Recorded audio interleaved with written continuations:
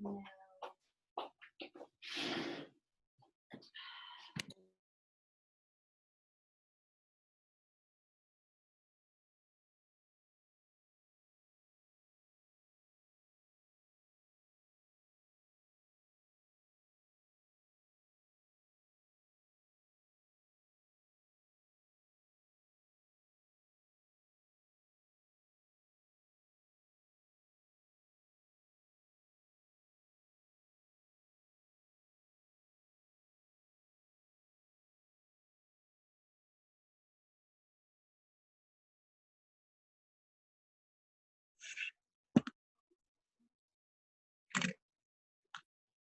She just had a miscarriage, and she and her husband really wanted a girl that had 2 boys, and so we were all praying.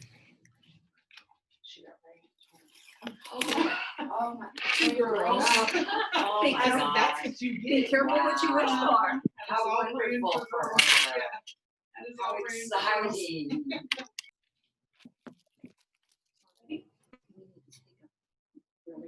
Call to order this special meeting of the Bandera Economic Development Corporation, Thursday, May 7th, 2020 at 6:30 p.m.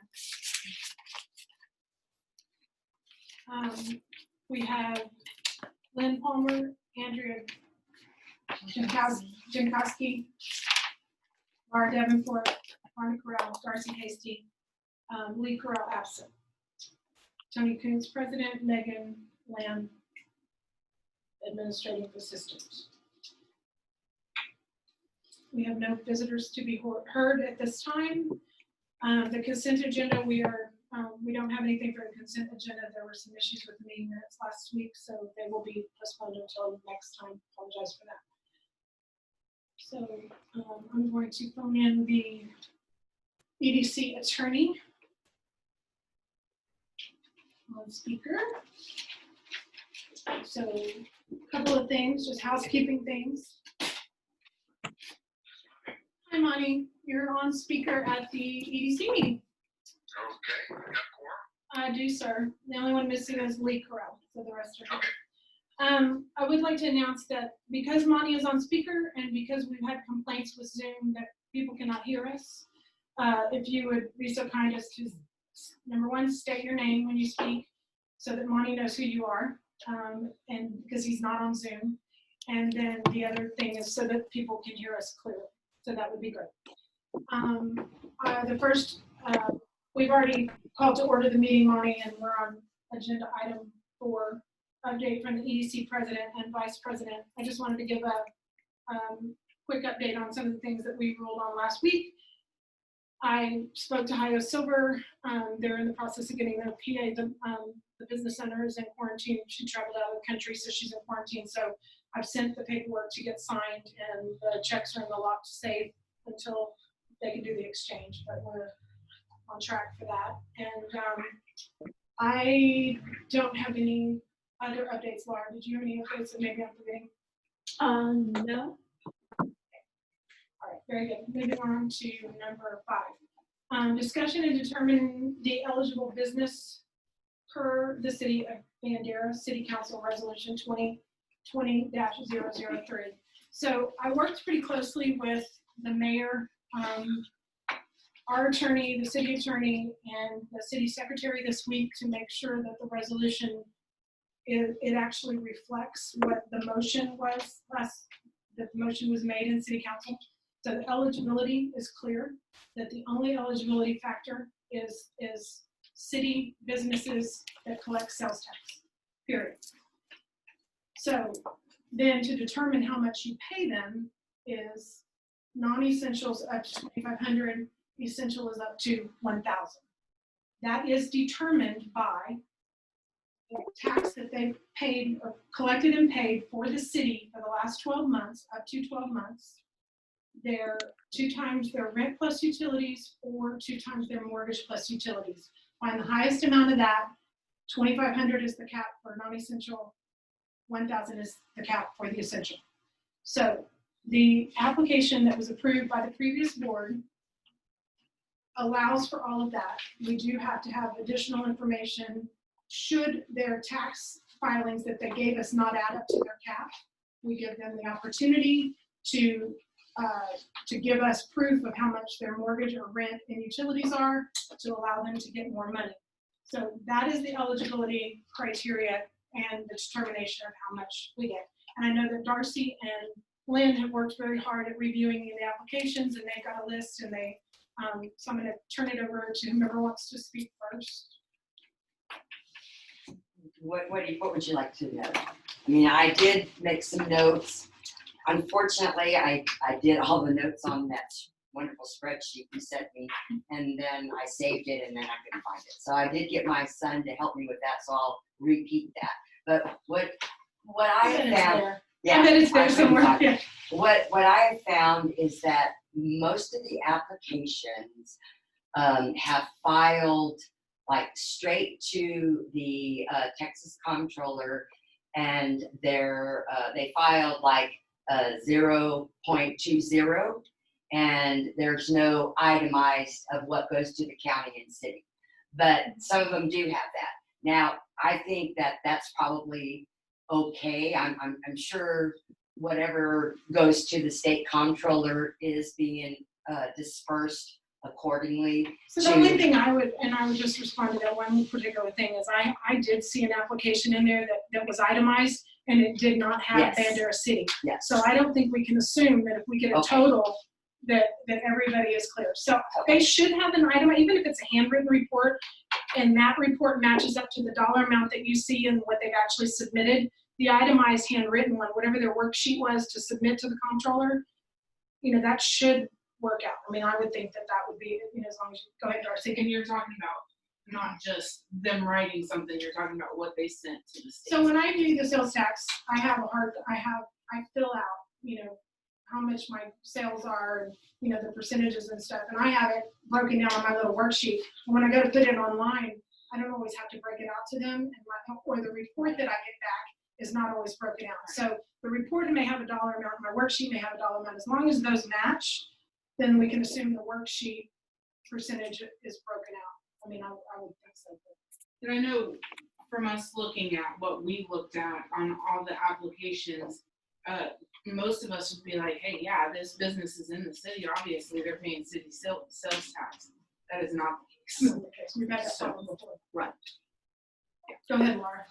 She just Said what you did. She just said what I was getting ready to Yeah, say. I was very surprised. I would have assumed. Oh, don't assume. Yeah. You know what assuming does. Well, and Yes, actually, the one business that we dealt with, they were in the county and moved to the city and just never changed it. Right. And so some of them were just, just didn't do that little housekeeping or whatever. Lynn, did you have any specific questions for the attorney? I think that you were Well, I think what I was going to ask the attorney was that, I mean, do you think it's not necessary to have a program set up on our website with the eligibility, not eligible, eligible, a discrimination clause, that whole program that we've discussed last week? Is that not necessary, Monty? Are you saying that we can move forward with just how it is right here? Well, I don't. Lynn Palmer, I'm sorry. I don't think that things that were suggested are wrong or not recommended, but I don't think they're really necessary. I mean, if discrimination occurs, it doesn't matter whether you said it would or would not. If somebody can actually prove discrimination, they're going to have a cause of action regardless of what your application or your program says. Also, in that grocery list of protected parties against whom discrimination should not occur, there were some types of persons that are really not a protected class. I mean, one of them, for example, was veterans. In each case, the types of people that were listed have certain legal protections, but that doesn't mean that they are automatically a protected class against whom you cannot discriminate. So that if for some reason the EDC decided, well, we're not going to award this grant to this person person because they never served in the military. Well, that might not be good judgment, but it wouldn't be discrimination. It wouldn't be an actionable cause of action for which the EDC or the city can get sued. But that would be as long as we use that criteria across the board. If we decided that was the criteria we wanted to give veterans some sort of something, then as long as we applied that across the board, then that would not likely be able to be challenged as much as the other one. It wouldn't. Let me back up and Okay. kind of give you an overview picture of all of this. First of all, this is new to everybody. None of us were anticipating the pandemic and its effects. Since it has come, numerous cities and EDCs have been scrambling to come up with grant programs or loan programs whereby they can help local businesses. And that makes perfect sense under 2 or 3 different theories. Retention of primary jobs is certainly a major goal of the Economic Development Corporation Act. The city has authority under Chapter 380 to create a program to stimulate business and again, it doesn't actually say retain primary jobs, but that's one of them. And there's other theories that you can approach that justify the various programs that are going on. But the programs are different from city to city and EDC to EDC. And my fear is that after this is all past us, once the vaccine is invented or the pandemic or the virus just goes away and everybody calms down, then somebody's going to have some reason to start challenging these various programs. Perhaps people that were denied a grant or a loan.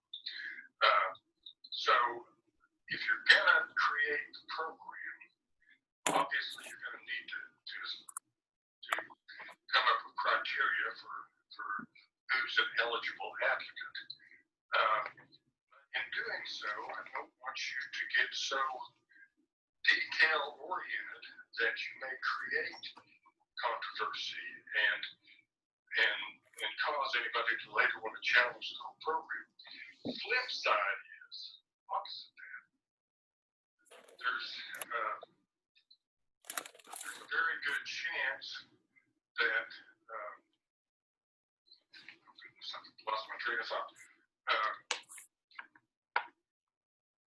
We don't want the city to create a program that can be abused.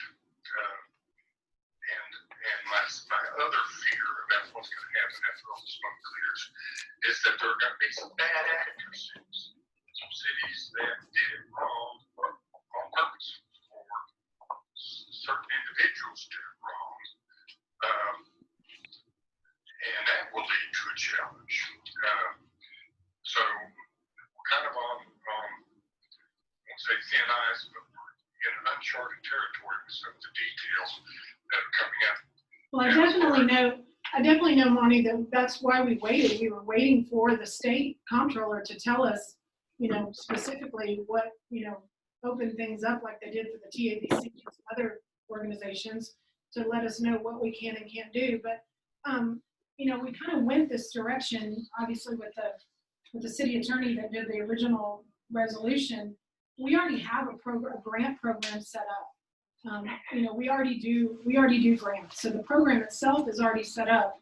This is just a specific type of grant within that program that is very specific to this pandemic and very specific criteria and eligibility. And so, okay, but when you were saying creating program, I know Lynn has said that before too, but everything that I have been told so far is we already have the program. Well, let me rephrase. Okay, because I just want to clarify, because I want to make sure that we're all talking apples and oranges. Well, there are 3 things that should be considered. Okay. Programs, projects, and expenditures. Gotcha. Okay.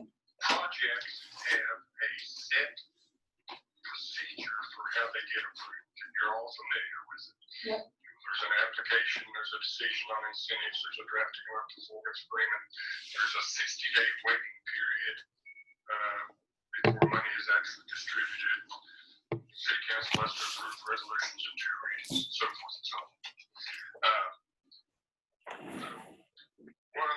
One approach, and I think the approach that you're describing is we've already established a project, and you can call it a program if you want to, whereby we grant funds to qualified applicants.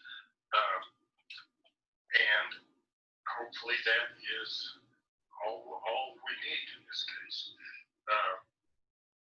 But still, that is not, if somebody could come forth and argue, okay, the ABC company received $2,500 from the EDC, but they never entered into a performance agreement with the ABC company, and they didn't wait 60 days, blah, blah, blah. I mean, these are just arguments that could be made. Right.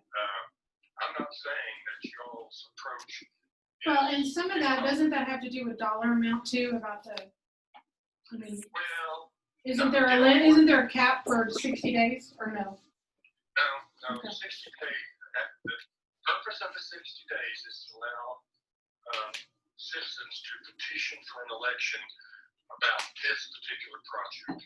Okay. If the requisite number of citizens petition, then the city council has no choice but to call an election on whether or not to fund this particular project.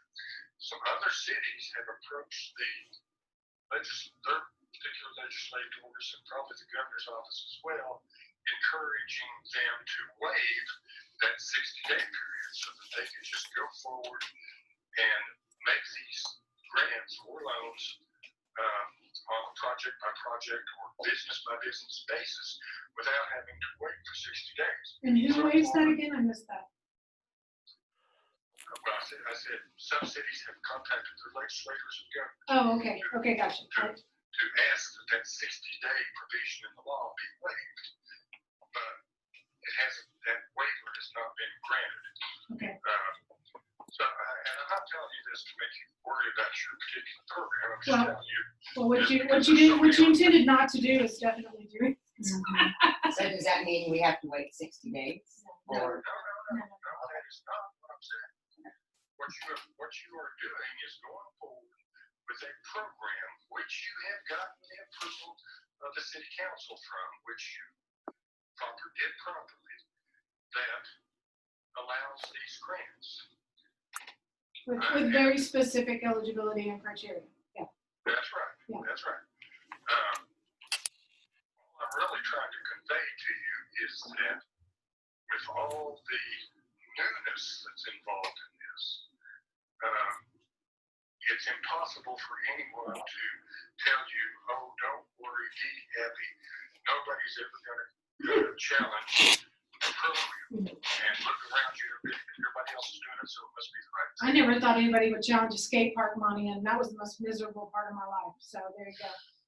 Well, listen, I'm familiar with Bandera, Yeah. and there's certainly somebody I disagree with Bandera. Okay. Lynn has her, go ahead, finish, and then I just want to let you know that Lynn's got her hand up, so when you come to it. Well, back to the question. Okay. You've identified eligibility criteria. Correct. It's different than other criteria I've seen. One example is that you're differentiating between essential and non-essential service businesses. And there's nothing that says you can't do that. It makes perfect sense. But I urge you to be careful in your labeling particular businesses as essential or non-essential. Because essentially, sorry, I use that word. Because essentially, the federal government is the one that's decided what are and are not essential services. So, you can't just decide, oh, well, Bob's Barbershop is really essential in Bandera. So we're gonna treat it as an essential service when it has not been identified as one by the federal government. Yeah. So one really quick question, and then we'll move to Lynn's. But so a distinction is, to me, the eligibility is only that it is a tax sales tax collecting business. That's the only eligibility, whether they're in or out. The determination of how much they get and determining their cap is based on essential and non-essential. So the amount of money they get, that isn't necessarily an eligibility thing for the essential, non-essential, but I do hear what you're saying as far as the federal thing. And I was looking into that. The other, if it's not on the list, distinguished of essential and non-essential, you can go to the Department of Homeland Security and you can put in what you are as a business and you can send it to them and they come back with a finding. If you can't figure out where you fit on the list, they will have an official ruling that says your business falls here or here. And so that takes all onus off of us as far as discriminating goes. It flows right up to the Fed. And so if we have a business here that's sort of a weird anomaly, and we can enter it and we can ask them where would they fall, then we could get that back as a ruling. And I was looking at that when we were talking about this. So, okay, so Lynn, did you have any follow up on that, Monty, or I'm going to turn it over to Lynn? No, that's not good. Okay, go ahead. So I understand everything Monty's saying, and I agree with them. So what you're saying is that the way that we have it now, the way that the city council did the resolution, we can move forward with that. I think so. The only thing that I want to ask is that on the, are we going to consider the addendum to the first application? And then also, are we going to add where we had kind of spoke before about adding under the requirements that they give verification and documentation of their rent, mortgage, and utilities? Right, so specifically, there's nothing on the addendum that is going to tell us whether or not they're eligible or not eligible, or give us any information regarding the criteria to determine how much they get paid. So I'm not against the addendum because I really was disappointed today when the city council said no to that extra money. I was thinking we could have another round and we'd have the applications and we could get addendums and maybe there would be different criteria for people that weren't sales tax collecting, but that's not on the table right now. So to me, the addendum and that application, although it's good and strong for maybe the next round, I don't think it's necessary now. And I think it's just going to delay it more, which I don't think any of us want to do. I agree. So the other piece to your question is the supporting documentation. We asked for the sales tax report for up to the last 12 months or however long they've been in business, if they've been less than that. The new applications that we've gotten in an email, Megan and I both stated, we came up with verbiage that said supporting documentation to prove whichever's greater of your sales tax for the city, not including state or county, your rent plus mortgage times 2, your rent plus utilities times 2, or your mortgage plus utilities times 2. Give us the proof of the highest of any of those, and we will be able to determine your cap. And that's for supporting documentation. Some people have asked, do we need to send an application again? And we said, we don't have a new one approved yet. We're looking right now at just probably needing more supportive documentation to make sure you get as much as you're eligible for. So that's kind of where we've been right now while we're in limbo and how we're communicating out. So go ahead. So what you're saying is the ones that we're going to consider eligible right at the first, when you call them and talk to them, you're asking them to submit the supporting document of rent, mortgage, and utilities. Right. So the other piece to this is not everybody's on Facebook. Not everybody's online, not everybody knows about this. The list that we got from Jimmy, the CNO, is a pretty big list, but we've added some businesses on there that weren't on there that have been, they've been in business in town. So I think us as a board needs to do our due diligence to make sure that we are communicating not just on Facebook, but giving everybody an opportunity and allowing them, maybe we do some sort of, some door-to-door or something and go around and take, kind of figure out who we have and then maybe break up the ones that are on the list that aren't, and we go in quadrants or something and somebody goes over there and go, oh, I found a business that's not on the list and I spoke to them, and give them our banderedc.org, tell them it's on there, or if they want us to email them one, we can get their email and we can do that. I don't want anybody to be left out, and we have relied a lot on social media to get this information out there. And the city staff has been doing really good about letting people know too when they get inquiries. So there's that piece too. So we not just need to finish determining how much the cap is for the ones we have, but I think we need to do some good, because, 40 applications is, I think that's low. And even some of them aren't all eligible. I was gonna say, Yeah. I mean, I don't know if we want to speak about that in public, the ones that are probably not eligible that were like struck, because they had no sales tax idea. So I They believe, were not generating sales tax. I believe that the professional way to handle that would be to find the ones that are eligible, say you are eligible, thank you very much. We need this information, additional information from you. Can you get this to us in 5 days? If you don't, we're gonna move you to the bottom. You're gonna maintain your first come, first served status. Right. Because we have them all in order. Right. You're gonna maintain, we give you 5 days to give us supporting information. If you can't do that and we find a justified reasons why they can't, then we leave them there. It's, or we say you get moved to the bottom of the list. Get back to us when you can. That's one. And then when we make a determination and give them, congratulations, blah, blah, blah, blah, here's your check. Sign this performance agreement. The other piece to that is the ones that didn't make the cut. Every application that we got in, I feel as though we need to send some sort of letter. Thank you for the application. Round 1 was based on these things. This is the reason you weren't eligible for it. We are keeping your application on file. We are hoping to have more funds and possibly having different eligibility criteria. Would you like us to maintain that application for you? If yes, thank you. If not, I will take it off the Great list. idea. And so communicate with them so that they know they didn't get left off. We can communicate the fact that everybody's been, contacted. Yeah. And hopefully be professional about it and have a two-way street. And then if the next round requires the addendum, then we have file and we give them the addendum and say, we need this additional information because now there's new criteria and this is what we're using. And hopefully we get some more money, to do Let that. me comment on that. Okay, go ahead. I think what you described is an excellent approach. Thank And here's why.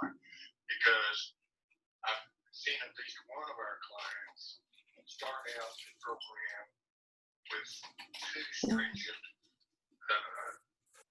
criteria. They were going to require copies of your income tax returns. Well, people don't like that sort of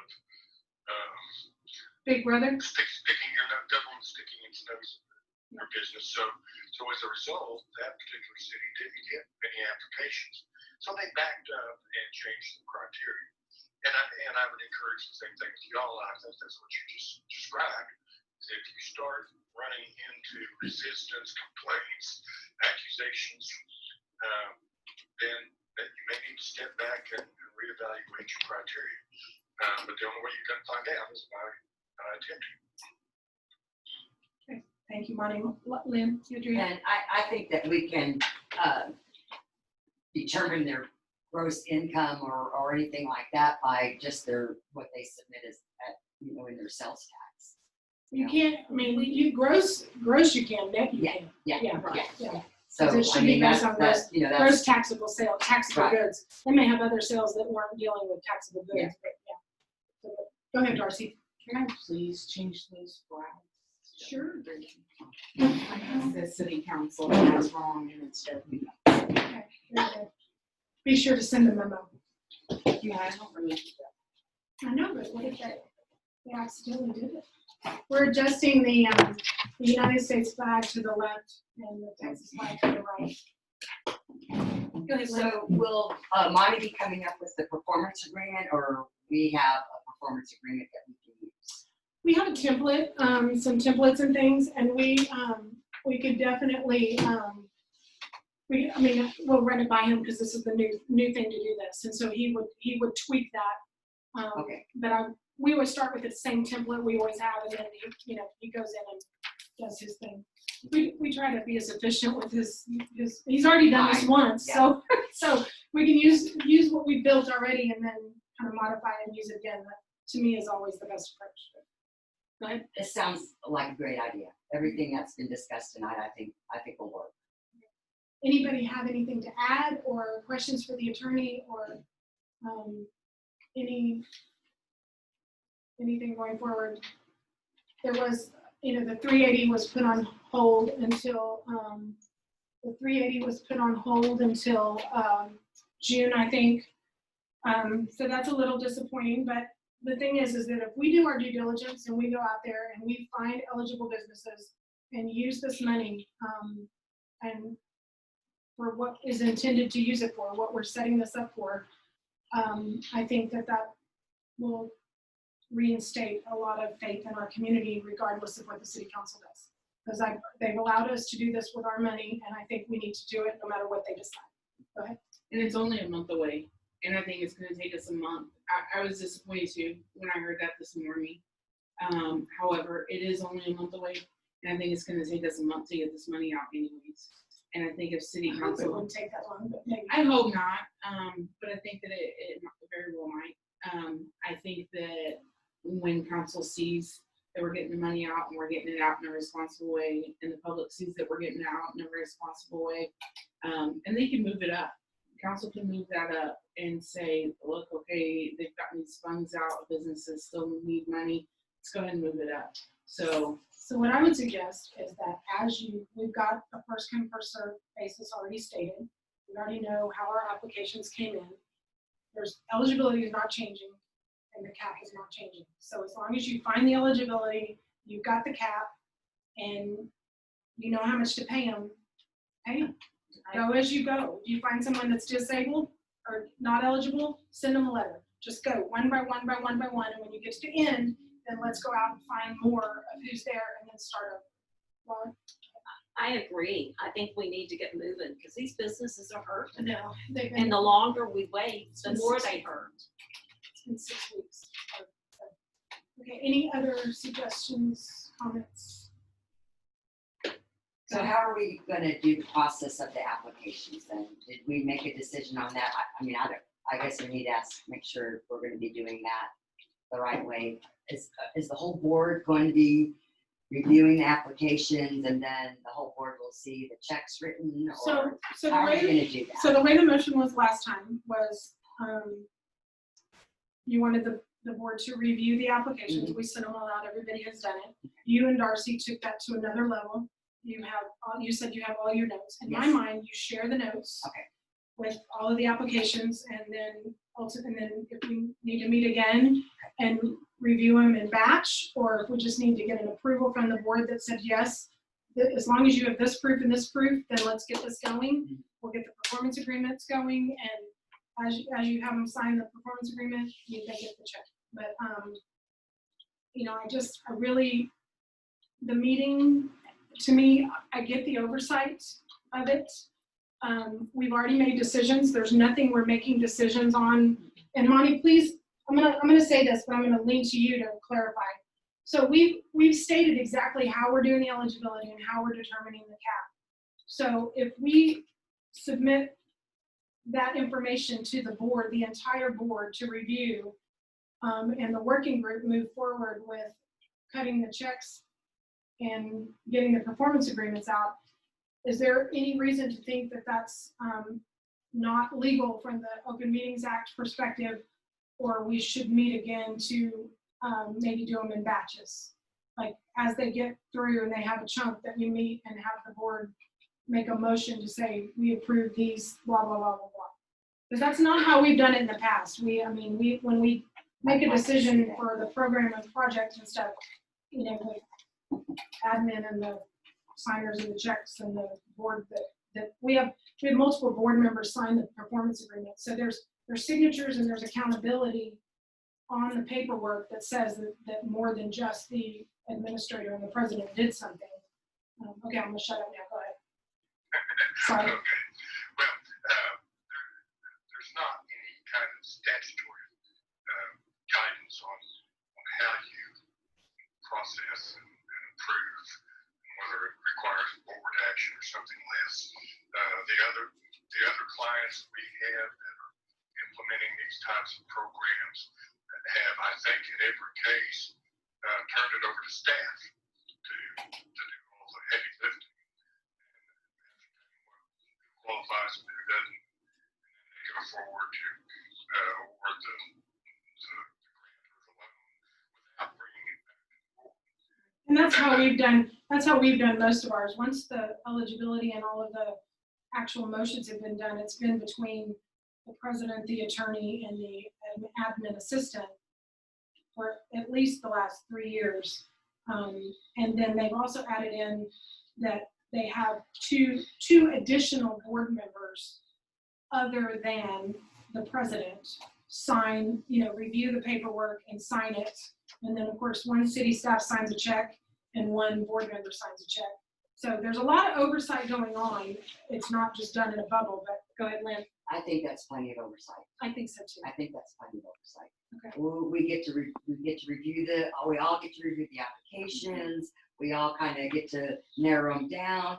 And then after that, I think we should just follow the same. And as long as we're procedure. communicating Yes. as we're doing them and Yes. sending them out with the updated spreadsheet so Yes. that everybody has at least, they've got an opinion or whatever, then they can look at it Yes. and say, hey, what about this guy? Did y'all notice this on him? Right. Because I'm, more eyes. I'm all about Yeah. more eyes. Yeah. But yeah, so, Yeah. okay. Laura, go ahead. I'd just like to see us add like 4 more categories to the Excel spreadsheet. One, verify that they are paying city sales tax to Bandera, yes, no, 12-month total, and then a total for 2 times rent plus utilities or 2 times. That first one's already on there, and the one I sent to them, because I added that Oh, based on okay, their the one I got application. it didn't. Yeah, but we also talked about having, Lynn kind of came up with application received date. We talked to them and asked for additional information, some other columns with dates, so right. that we can easily filter out and kind of see who's in what progress. And I'll teach you Excel. It's gonna be, it's really easy. I'm telling you.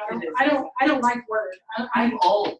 No, really. It's Yeah. easy. If I can do it, you can do it. I'll help you. But anyway, so. I do it all day And long. then have a notes column for any additional information, but. Right. And then keep sending that Excel out as we add applications on. We got 2 dropped off at City Hall today, and we've got a couple in email. So Megan will scan those, we'll get those out, additional ones out.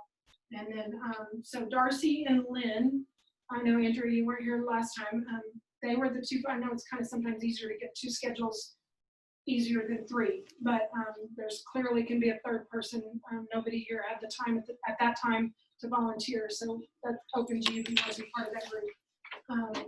But anyway, I think this is a good meeting. The other piece to this, I had Monty on the call, is I am kind of a stickler when it comes to budgets, when it comes to respecting people's time and money and using it efficiently and openly. So, we were very lucky to have someone like Megan, to have her expertise in the places that she does, all because she thought she might want to learn something new and help out. I think when she started, it all kind of became like, what do you mean we have weekly meetings? From like 20 hours a month to 20 hours a week. What? So please respect that, and so we, as a board, have the opportunity to step up and volunteer and kind of take some of that off. She is definitely in charge of the minutes. She's definitely in charge of, getting it back to Jill and having it officially posted once we approve them. And there are things that we do lean to her, gets our packets out. Those are all there, and she's been great with that. But other things, I'd like to see us kind of step up. But also for the attorney, we all have questions. Lynn had some really great questions. I find it more beneficial to hear, ask, and listen as a group to the attorney, because everybody hears something different. Sometimes you're in a mindset where you think you're going to get one answer and you think that's what you hear, but that wasn't exactly. So to use it efficiently, it doesn't necessarily have to be a meeting setting, but perhaps the question comes in, it gets filtered to the attorney, and then back out to the group to maybe discuss or something if he can't be on the call. But if anybody has questions for the attorney, then it can be put on the agenda. We can ask him to be a part of the agenda just for that. And if everybody agrees with that, I think that's the best way to control the budget going forward, because we do use a lot of that. Those 2 are the ones that seem to fluctuate the most and kind of get budget creep. So everybody's okay with that approach? Sounds good. All right, very good. Okay, any other questions? All right, Monty, I think I don't have much left. Let me get back to my agenda. All right, so discussion regarding EDC working group to gather information. We've already discussed that. We just went on number 6. And then establish next EDC meeting to profile, and I think we've already established that. So we'll leave the next meeting open, and kind of see where the working group goes. And then we, Go ahead. as the working group, when we make our notes, we send that to you and you'll disperse out to everybody. Right. Okay. Yep. And then we'll go from there. Me or Megan, yeah, one of us. I mean, you know, Okay. one of us will do that as a part. Okay, and so then who's gonna be looking into where it's not itemized? How We can need handle to that? identify those, and then we can, if we need to break them up, or yeah. So when y'all are the Right. heads of And this, right? So identify the ones that were itemized, not itemized, and the ones we need to contact. Okay, If that's too much for y'all, just send the list out and say, these are the people that I need to contact. I need help, or tell me, and we'll break it up. Laura loves calling people. Oh, yeah, that's what I do all day long, so. that's- good. Yeah, it's her favorite thing to do. She Oh, yeah. always volunteers. But no, I'll be glad to help, Yeah. help do whatever. Because that's what is gonna be most of the holdup on a lot of this, is it's not itemized. Yeah, and I think that the faster we pick up the phone and call those people and say, you're eligible because you collect sales tax.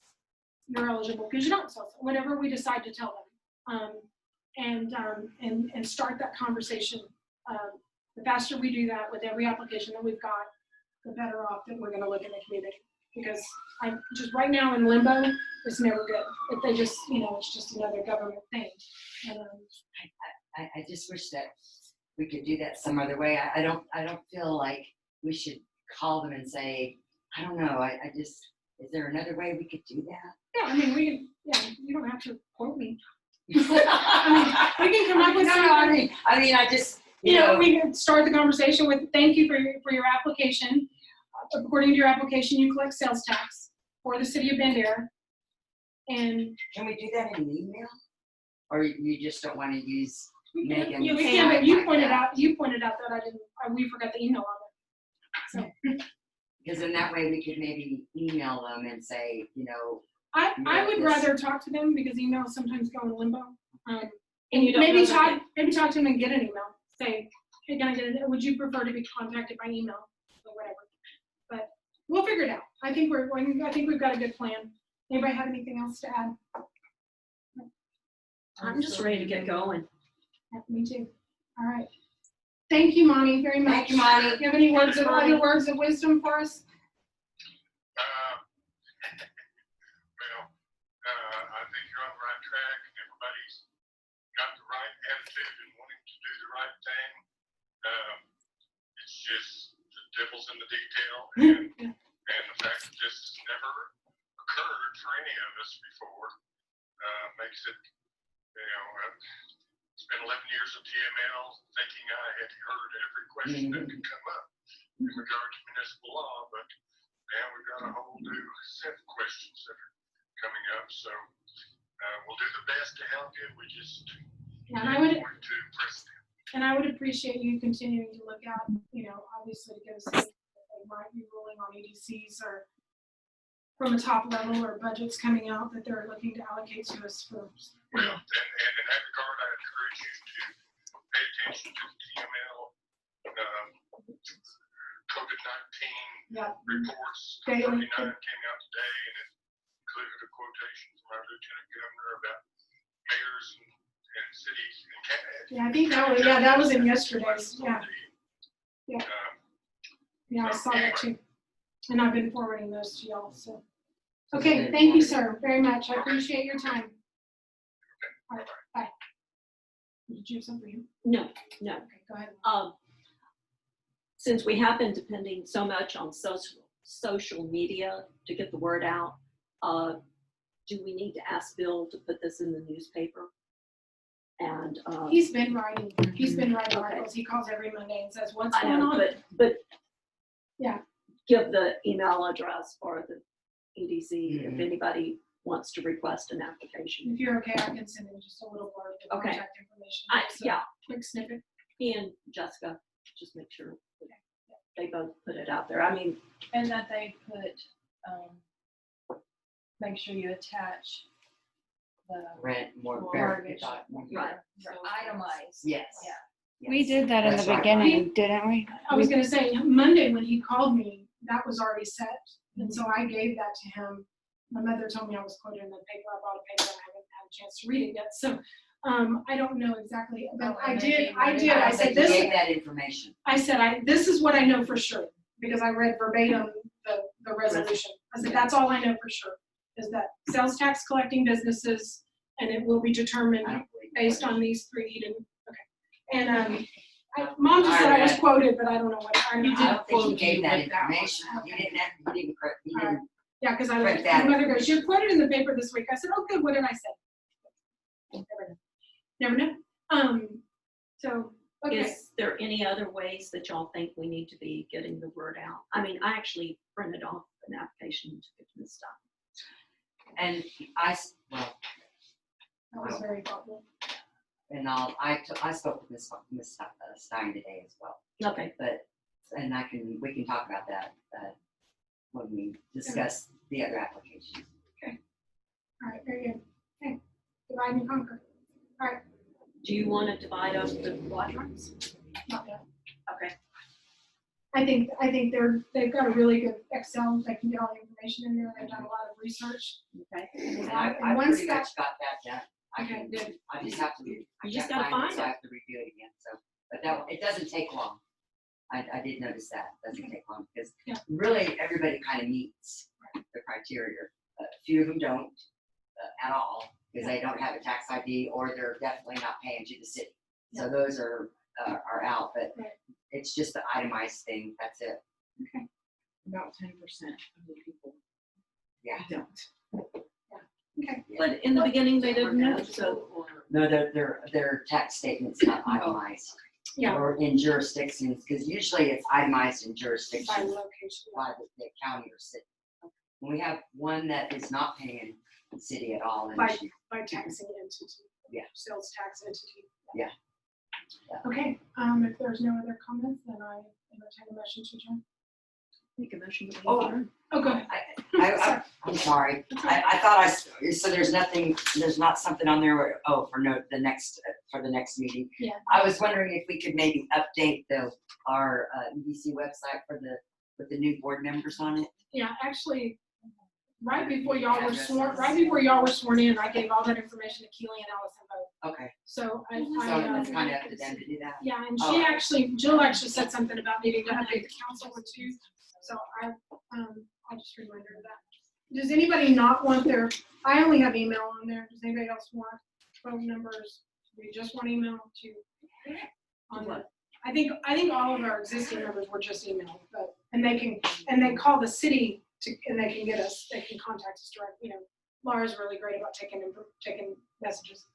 So, okay. All right, motion to adjourn. If I don't pass it, I have to. okay. My whole situation's changed at work. That's why I almost didn't make it here tonight.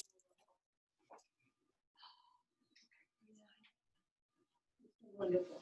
So Oh, just let the really record show appreciate that I'll. You need to go, right? all right. She's Yeah, we have over 300 surgeries that we have to get scheduled, and he has changed our office hours. And if I get a 5 o'clock surgery that lasts till 7, then I'll be at work till 7. So it's just going to be really difficult. And I hate not being able. I would rather y'all be able to appoint somebody that can be here full time and do what you need, or Appreciate it. Well, thank you.